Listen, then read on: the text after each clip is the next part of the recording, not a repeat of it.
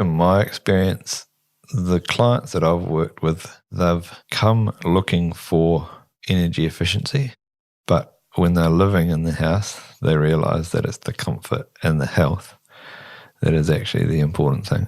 And that's what they really notice and really enjoy about the house, and the fact it might have lower power bills is a bonus.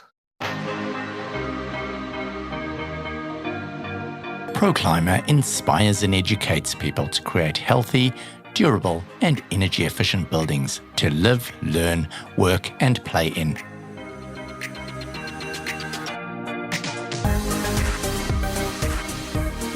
Welcome to the Clima podcast. In today's episode, I speak with the third little pig, Simon Wansbrough, a high-performance builder based in Christchurch.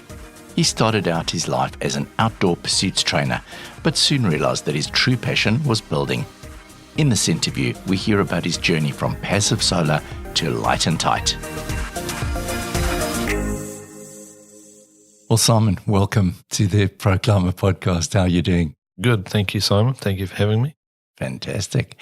Now, you're busy building a little office for us here at Clima at the moment, aren't you? Can you tell us a bit about that? Yeah, it's just a little kind of 10 square metre office with a mezzanine floor on top. So although it's little, it's quite complex. There's quite a lot of detail and things in it that's being built here to give Clima some more office space, and also to give them some customer service presence down on the ground floor, because everything at the moment is upstairs, which is a bit awkward. I've noticed that with people, been working down here, and customers come in and stand there looking around going, what do I do? So it'll be really good to have some stuff on the ground floor, I think. Exactly. Now, talking about little, the third little pig is the name of your business. Do you want to tell us how you came about that name? Yeah, when I first started building, or started working on my own, I was just, like most builders, just use my name, Simon Wansbrough Builder. And then as things grew, I wanted to change away from that and came up with the idea of third little pig, because the third pig built the best house, and that's what we wanted to be doing, was building better houses. So that's how that eventuated, and it definitely gets noticed. People remember it, which was the idea. That's the key thing, isn't it? So whereabouts did you grow up, Simon?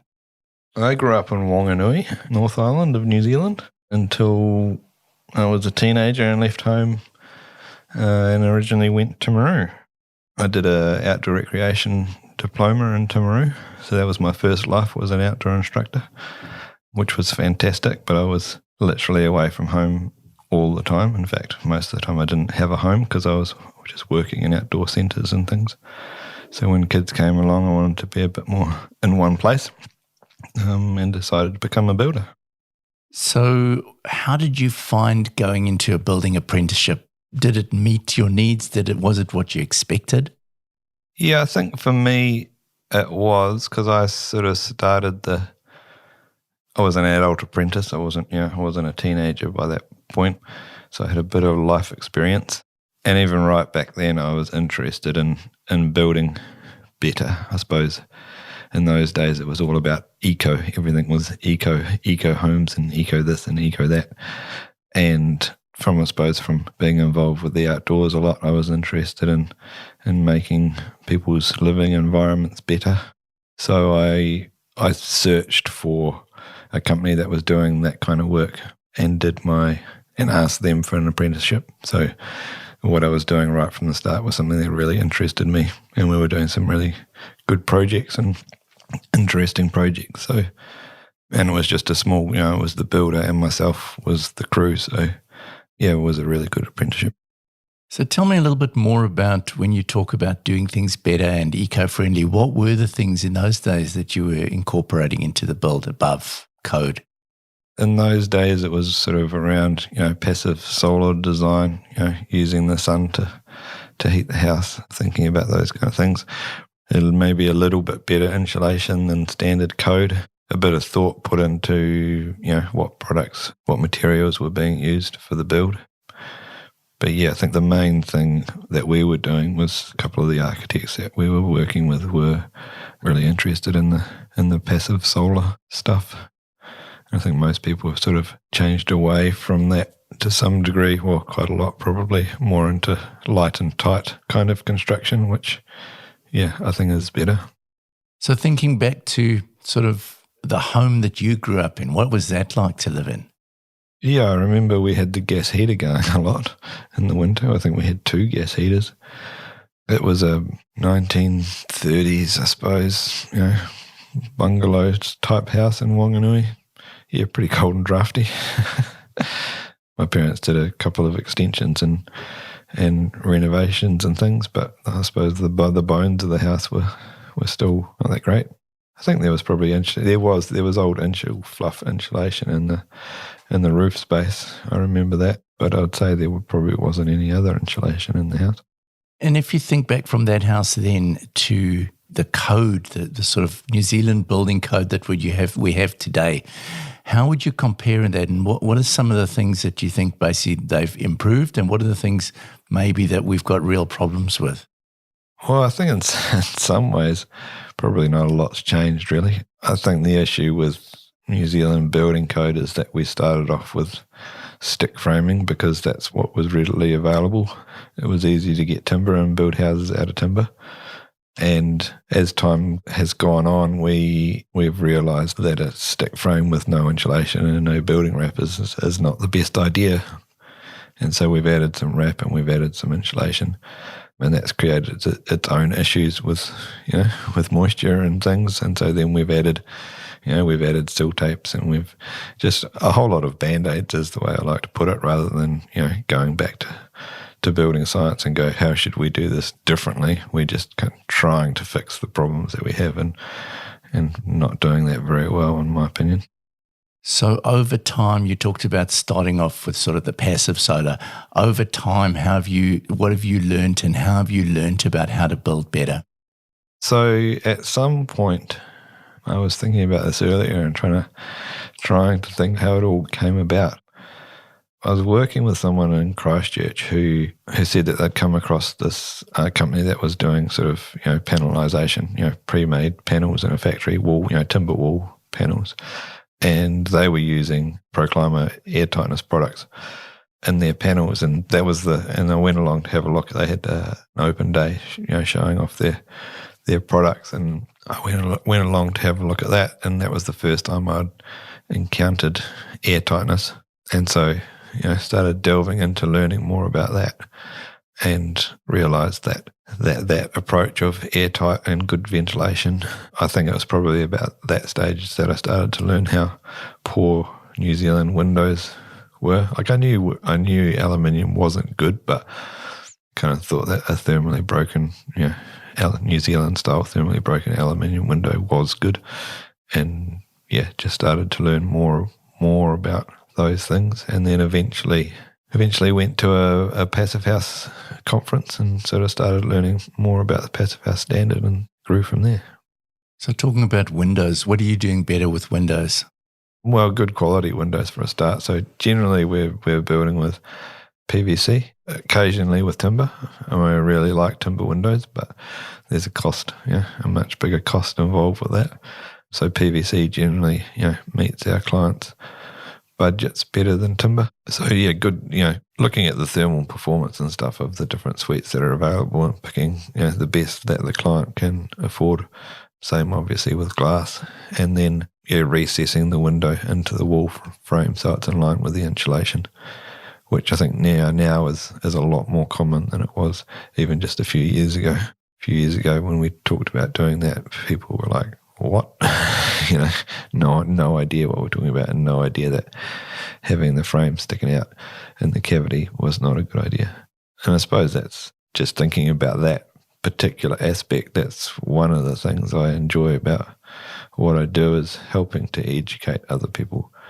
The number of builders that I've kind of spoken to, and they're using thermally broken aluminium when the thermal break's sticking out in the cavity and doing pretty much nothing, and they haven't even thought about that. And you see kind of the light bulb moments going on for them when you talk about that, and hopefully it makes them change how they do things in the future.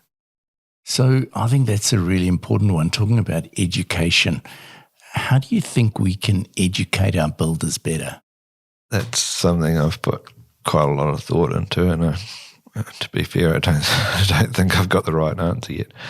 Obviously, I think it needs to go right back to initial training and stuff. If the polytechs and the training organisations were putting more effort into teaching that there's better ways to do things rather than just making something building code compliant. But that's tricky because their job is to teach the building code. So them getting the resources and stuff to teach stuff outside of the building code is tricky because it's not part of their curriculum.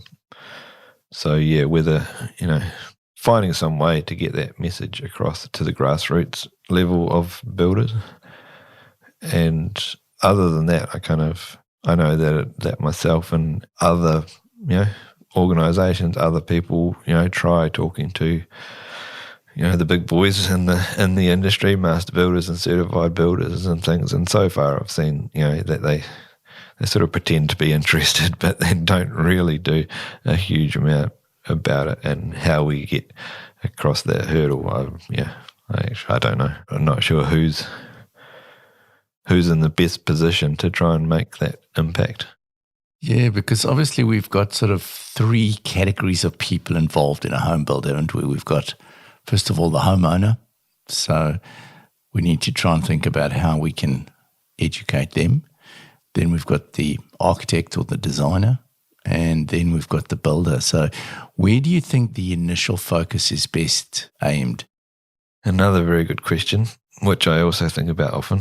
And I think probably needs to, try and educate everywhere, because I've worked in projects where, the client really is driving what's happening in the project. I've worked on projects where it's the architect that's really driving things. And then, myself, I like to get involved in projects really, really early on in the design stage. And these days I won't work on a project if I haven't been involved with it. So, I quite often have quite a lot of influence on how the house is built, not so much the design of the house, but how it's built. And so I think that all projects are like that. Depending on the project, depends on who's driving most of the decisions.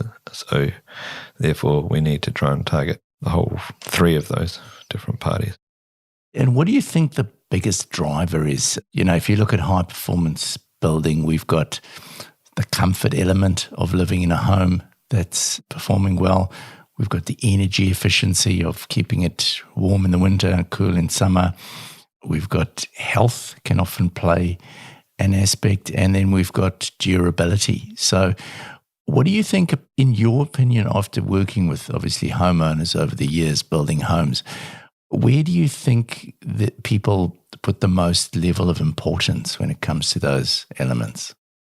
I think in my experience, the clients that I've worked with, they've come looking for energy efficiency, but when they're living in the house, they realise that it's the comfort and the health that is actually the important thing.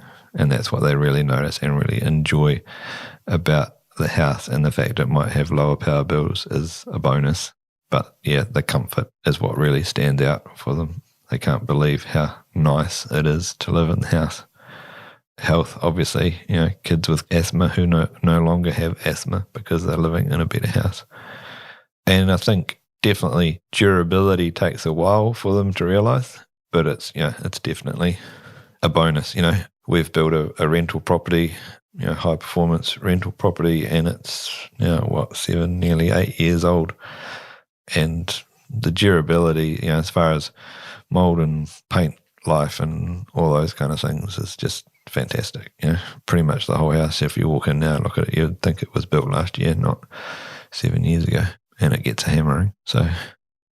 And there's a number of ways that you can build a high performance build. So you could do a stick frame. You've got sub panels now. You've got ICF block. Tell us a little bit about the choices between the method of construction that you would select and why you might pick one of those. In my experience of that, when it's a different building methods of calling a stick frame, a normal build, and the other ones, the SIPs. I haven't actually done anything with ICF, but with SIPs, in my experience, it's come from the client because they've seen it or whatever, and they really like the idea. And then after that, it comes down to, well, two things, I think. One is cost and the other is performance. And trying to meet that balance is what decides generally which way a client will go. Personally, I like stick frame stuff because although we do things a little bit differently, majority of it is normal construction. And normal, I mean, what New Zealand tradespeople are used to. So for them, it's, your sparky, your plumber, those kind of people. It's not really any different to what they normally do. Has that answered your question? I'm not sure. Yeah, that's great. So obviously cost is a big thing. Everyone's talking about the cost of building being really high and things like that. So how do you think people can justify, and what sort of, have you got any idea of what sort of numbers or percentages we're looking at in order to upgrade to a better performance build?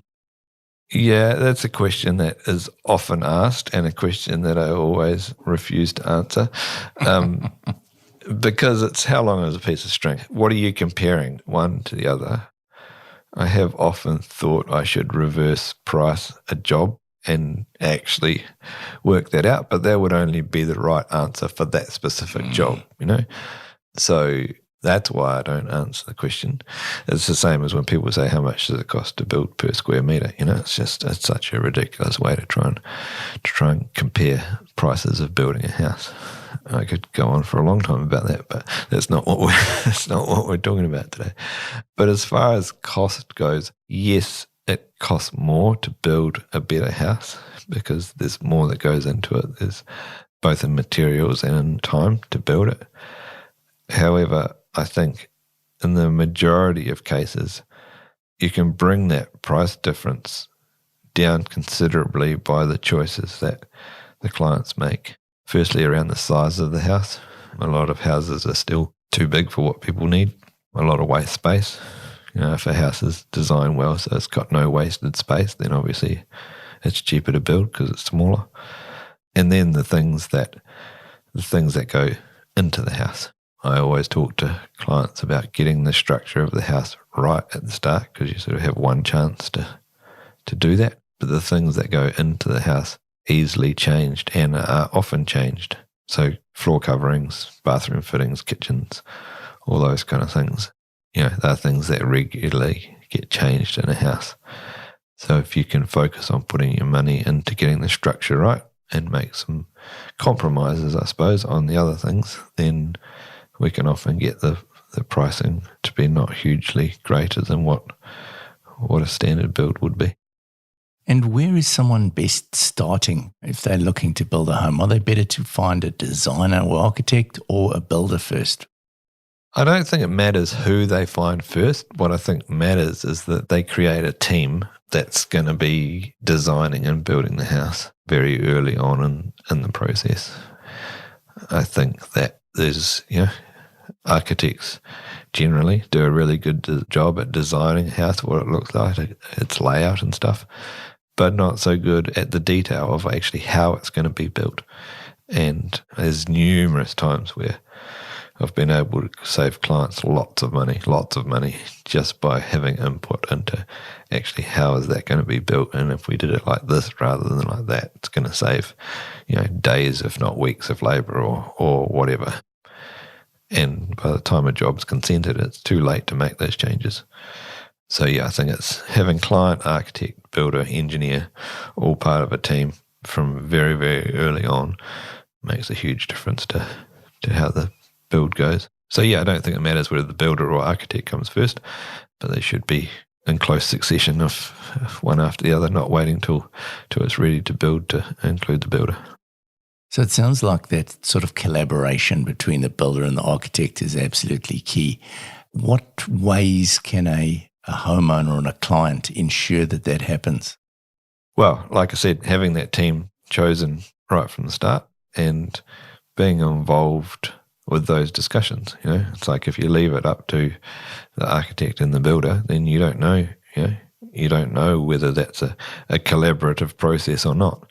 But if you're involved with those discussions, whether it's in person or video discussions or whatever, or whether it's email discussions, just being included then the client's going to see really easily if there's good collaboration going on or not. And sometimes with that scenario, you get the situation where the architect is suggesting one thing and the builder is suggesting something else. But at least then as a client, you're in a position to make a decision, an informed decision, rather than just one person telling you how something should be done. So what are some of the common misconceptions that surround this high-performance building industry? I suppose the biggest one is that houses are airtight, and who wants to live in an airtight box? That's probably the biggest one. And obviously that's not an issue because the houses are ventilated 24/7 and the air's filtered and all that. So it's a much better environment than if you didn't have that airtightness. So that's probably the main thing that I come across when talking about how we build. And I suppose the other thing that's kind of topical at the moment is overheating, and that overheating is caused because we've now got too much insulation in our houses, which again is obviously is not the case. It's to do with the design and where the windows are and all those kind of things. But off the top of my head, they're the two big misconceptions. So in summary, where would you suggest people go if they want to find a suitable builder or architect to start designing their home? Well, there's a number of ways they can do that. They can find a builder that specialises in that type of build, or an architect, or they can go to organisations like the Passive House Institute or the Super Home Movement or the New Zealand Green Building Council. There's a whole lot of good information out there on how to build a better house and how to start that journey. I mean, I suppose I'm a little bit biased and I say, go find a good builder first. But like I said earlier, I don't think it really matters whether the builder or the designer comes first. But just get out there and do some research and understand that building better than building code is going to be a much nicer place to live. Now you're almost finishing up here. You've got a couple of weeks to go perhaps. What's on your future time? What are you planning for next year? I've got a little 100 square metre house to build for my neighbour down in Fairley. So that's just going through consent at the moment. So that'll keep me busy for the first half of the year. Then off to the States for a month in the middle of next year. So I hope to get that build finished before we go. But it will depend on when we get the consent, whether that works out or not. And we'll see what happens after that. Fantastic, Simon. Thank you very much for your time this morning. All good. Thank you, Simon. Sharing knowledge is at the heart of our strategy to make buildings better for everyone. Sign up for our podcasts to learn more about creating healthy living conditions by protecting building structures from external and internal moisture damage. Thanks for listening. Looking forward to having you with us next time.